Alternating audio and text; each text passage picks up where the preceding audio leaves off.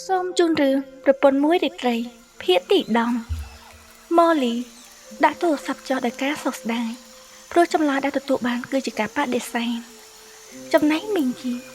ទេបានស្ដាប់ការរៀបរាប់របស់មិត្តសម្លាញ់ហើយថាមានតាណាទៅជាមួយខ្លាំង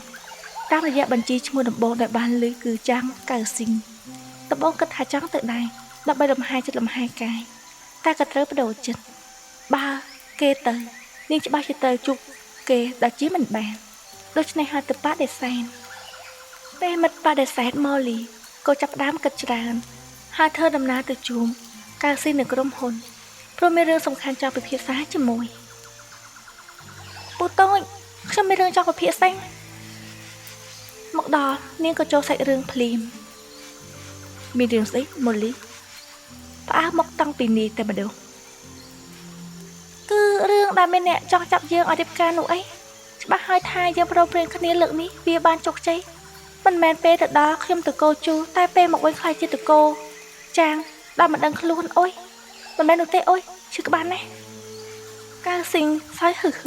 ពេលឃើញនាងក្រមុំទម្លាក់ខ្លួនអង្គុយលើកៅអីសពពេលដែរដកដង្ហើមធំធ្វើចិត្តអត់ត្រជាក់ម៉ូលីខ្ញុំក៏មិនប្រកាសចិត្តដែរតែក៏មិនចង់ជំទាស់ព្រោះឃើញថាទៅច្រើនគ្នាបើឲ្យខ្ញុំដៅតែស្អីពីរនាក់នោះច្បាស់ជាមានផែនការអញ្ចឹងអញ្ចេះចុះបើគេមានផែនការយើងក៏មានដូចគ្នាវាមានទៅអន់ស្អី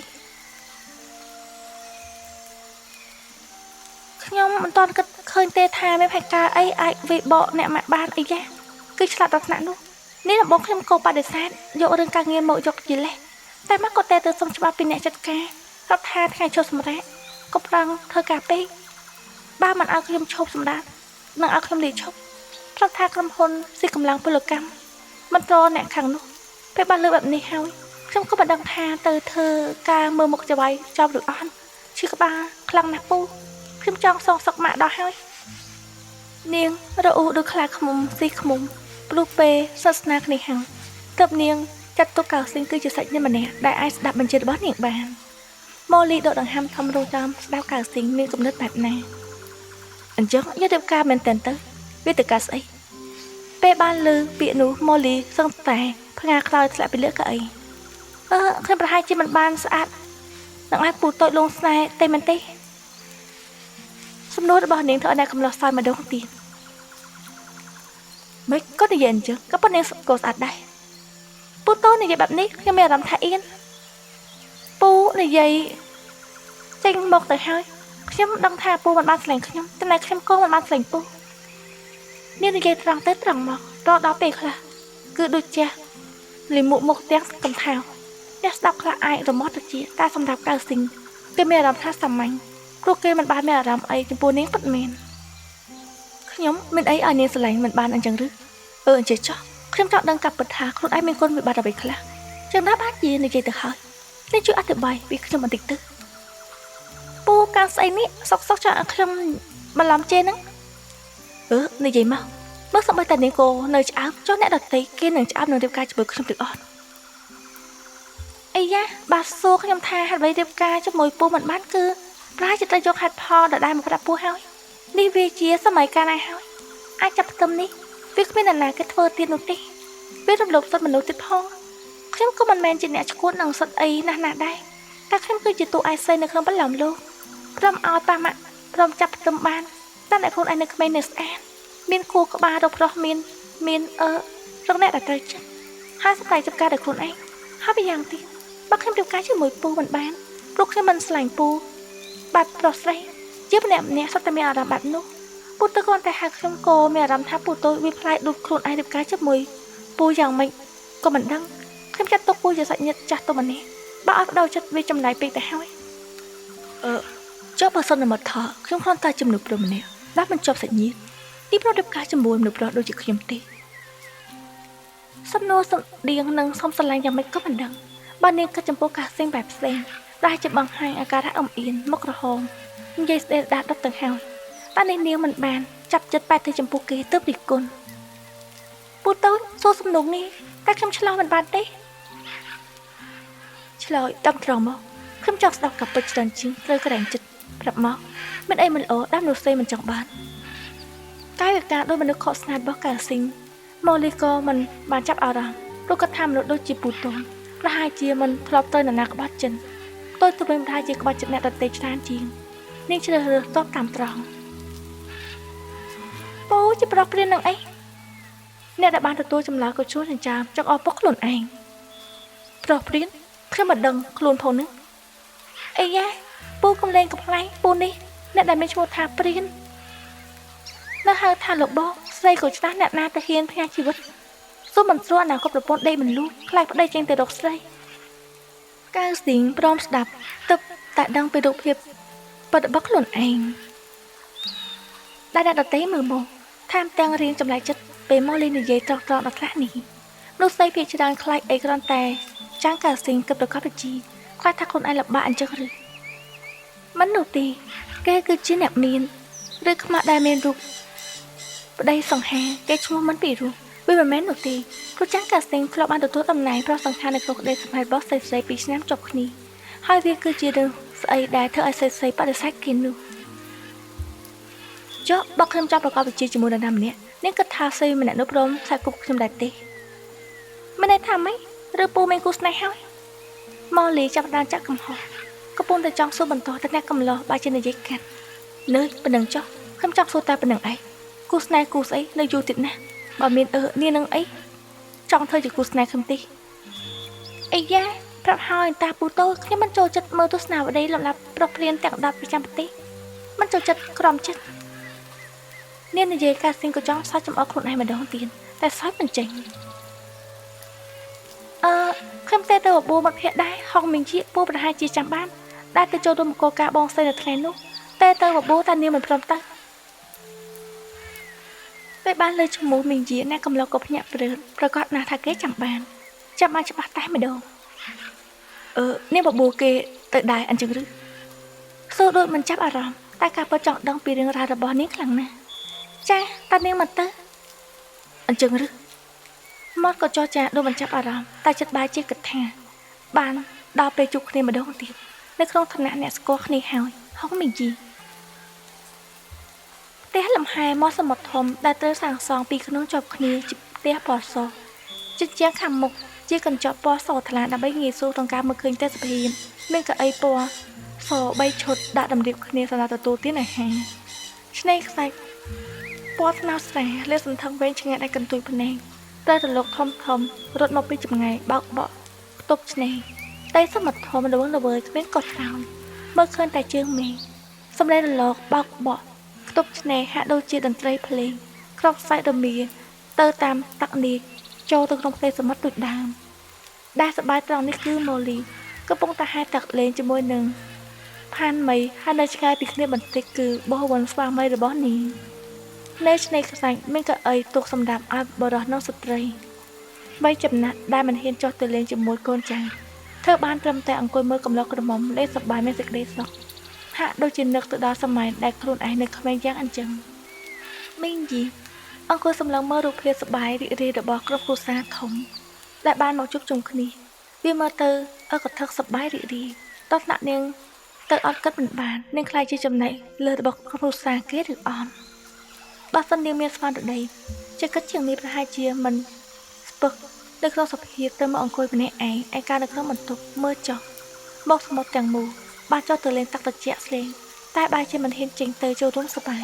ព្រោះមានអារម្មណ៍មិនស្និទ្ធស្នាលជាមួយសាច់ញាតិមិត្តភក្តិនាងទើបតែដឹងថាខ្លួនឯងគិតខុសដែលយកប្រមកដើរកំសាន្តនៅក្នុងទ្រីបមួយនេះប្រកាសណាស់ថាបើមិនមែនថ្ងៃនោះថ្ងៃដែលចាស់កាស្ទីងដើរមកស្ទាក់មុខនាងនៅមុខទំហុនគេដាក់សំណើឲ្យនាងទៅដើរលេងលំហែកាយដែលឲ្យភាសំខាន់ត្រឹមមើលរបស់ក្មួយស្រីនាងដែលច្បាស់ថាវាគឺជាការផ្ចេញផ្ចាកឲ្យនាងក្លាហាននោះឯងទៅក្មួយស្រីពូទូម្នាក់នេះនឹងបន្ទាប់បានបង្កើតទំនាក់ទំនងជាមួយក្មួយស្រីចុះមកឃើញថាពេលដែលពូទូនៅជាមួយម៉ូលីសិក្សាគ្នាប៉ុណ្ណាក្រោយឡើងជួនកាលពូទូម្នាក់នេះអាចសិក្សាជាមួយនេះដូចដែលសិក្សាជាមួយម៉ូលីក៏ថាបានខ្ញុំមិនចង់បានភាពសិក្សានោះទេនោះគឺជាចម្លើយដែលនាងបដិសេធគេតែគេនៅតែរឹងទទឹងអីយ៉ាមិនចង់សិក្សាគ្នាបន្តិចទេក្រោយលោកជួនកាលពិធីរៀបការរបស់ខ្ញុំនាងនឹងបានធ្វើជាអ្នកកំដរកូនក្រមុំម៉ូលីប្រហែលជាសប្បាយចិត្តមីងយីគិតថាខ្លួនឯងបានលឿនមិនខុសតែគេនិយាយដល់ការរៀបការជាមួយម៉ូលី អ្នកដឹងថាម៉ូលីមិនបានស្រឡាញ់កៅស៊ីងរហូតដល់ចង់រៀបការជាមួយគ្នានោះទេព្រោះម៉ូលីធ្លាប់និយាយថាឲ្យហ្វ្រីក៏មិនយកប៉ុន្តែចាំបានធម្មតារបស់ម៉ូលីនៅបងស្រីរបស់ចាងកៅស៊ីងគឺជាមេភ្លើងបញ្យល់ឲ្យពីរអ្នកនេះឆាប់គ្រប់គ្នាវាអាចនឹងទៅรู้ថាពីរអ្នកនោះបានរៀបការដោយគ្មានចិត្តស្រឡាញ់គ្នាដោយសារតែពុកម្ដាយបងប្អូនដែលគ្រប់គ្រងនាងរីគិតពេលដែលម៉ូលីទូរស័ព្ទមកអង្វរក៏ឲ្យនាងទៅកំដរនិយាយងាយៗគឺចង់ឲ្យនាងធ្វើជាដំបងវិជ្ជការព្រោះខ្លាចថាម្ដាយនិងអ៊ំផ្សេងថ្លៃធ្វើអីប្លែក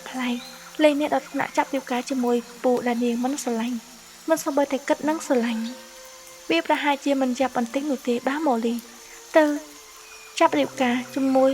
បរិយាដែលគ្មានបេះដូងដូចជាគេការស៊ីងនឹងម៉ូលី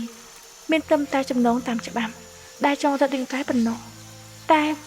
មុតរបស់នាងគ្មានអារម្មណ៍ស្រឡាញ់មិនអាចធ្វើតាមបេះដូងរបស់ខ្លួនឯងបានបើសិនថ្ងៃណាមួយជួបនឹងបរិយាដែលនាងស្រឡាញ់ពិតប្រាកដមីងជាចង់ឆ្កឹះចាំងកាស៊ីងឲ្យចេញឆ្ងាយពីម៉ូលី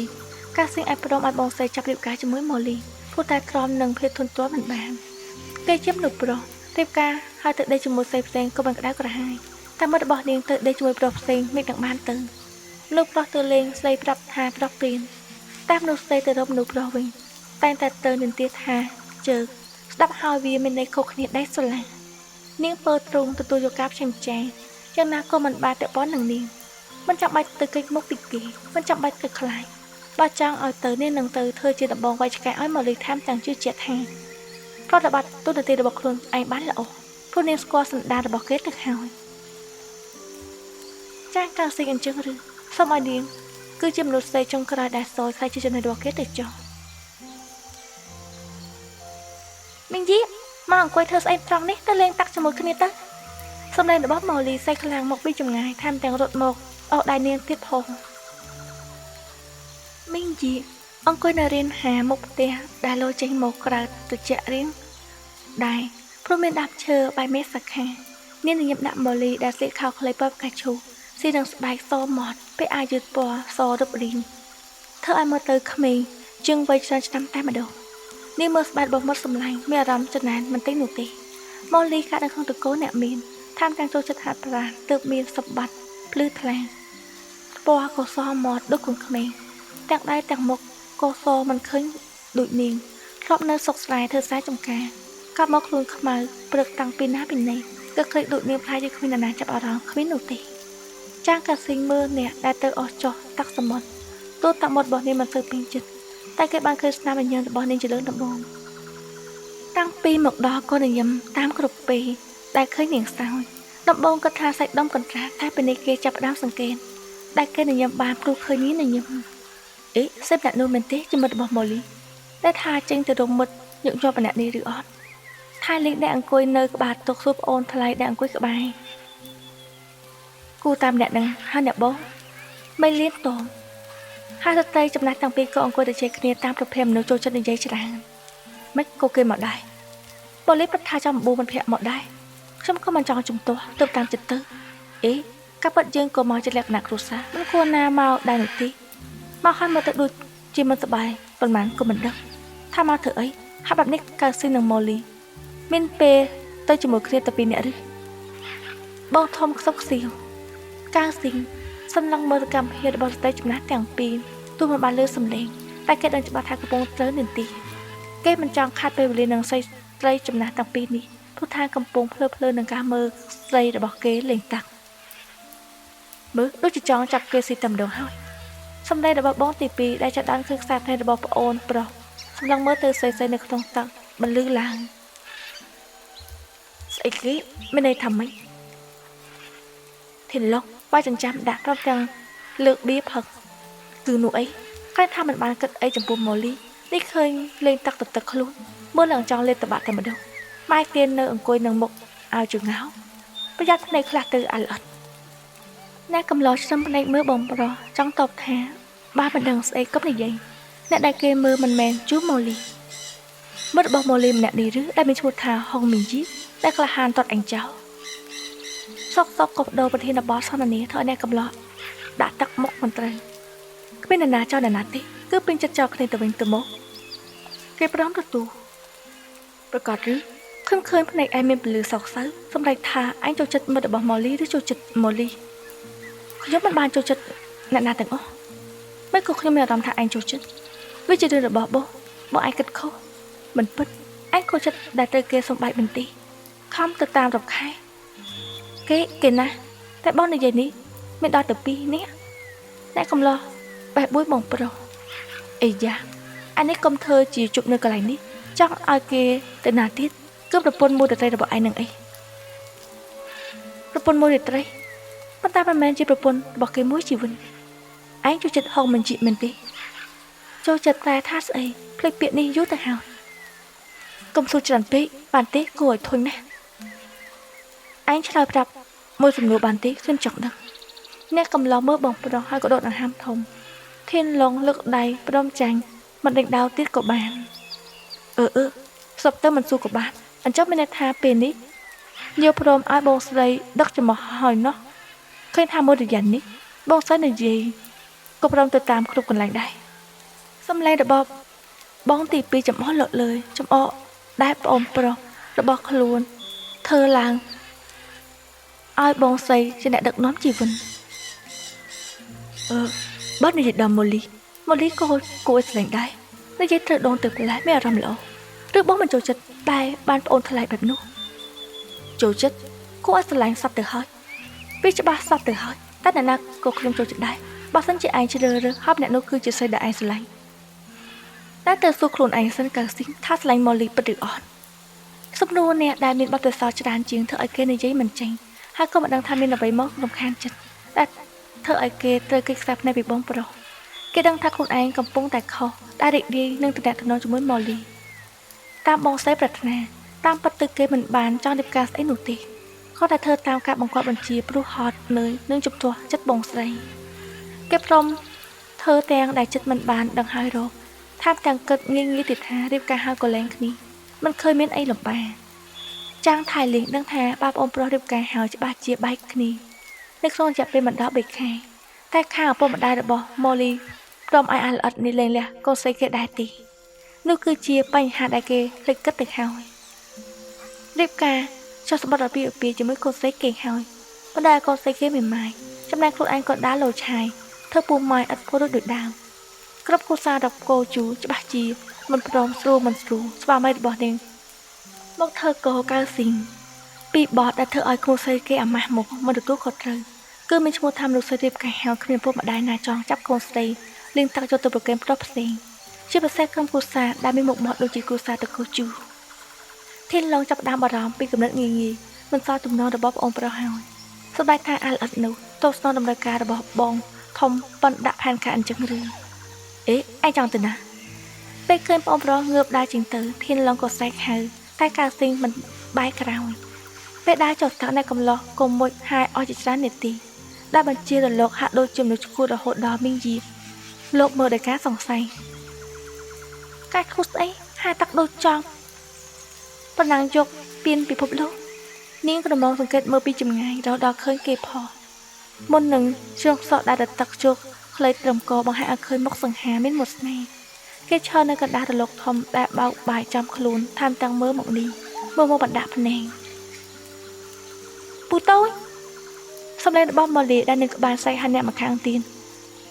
ក្រវីដៃដាក់ជាសញ្ញាប្រាប់ថាឲ្យមកលេងជាមួយដែលមានធានមីនិងស្វាមីកំទ្រងអ្នកកំឡោះញោចចង្មាត់មើលទៅការបបួលរបស់ម៉ូលីបានផលព្រោះមិនជួបប៉ុន្មានគេក៏ហាយមករក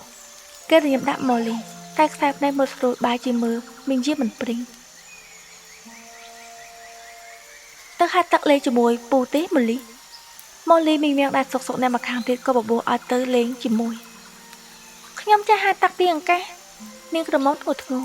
មិនអីទេមានពូទាំងមូលតង់ពូទៅគឺបានហើយមិនត្រឹមតែនិយាយទេទៅស្ទុះមកឲ្យសង្កេតរបស់ម៉ូលីរហូតដល់ស្មីខ្លួននៅភ្ញាក់ផ្អើលនេះមានអារម្មណ៍ដល់កាយវិការផ្លែផ្លែរបស់កាស៊ីងជាជាបេះដៃគេចេញតែគេបាយជាទឹកដៃអោបនាងកាន់តណែនបន្ទាប់ពីនោះកូឡូមកបរោម៉ូលីបបភ្នែកធំស្ពឹកខ្លួនដូចទៅភ្លើងឆក់ដែលត្រូវបេះដៃអ្នកកំឡោះអបបានមិញគឺភាំងមិនគិតថាគេហ៊ានធ្វើទង្វើដល់គូឲ្យស្អកខ្ពស់បែបនេះដាក់នេះ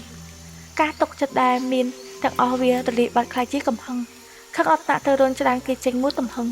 កម្លាំងកំហែងដែលមានទាំងប៉ុន្មានក៏ទៅប្រគិនឲ្យមកគេទាំងអស់រហូតដល់ការសម្លេងខ្លាំងផាច់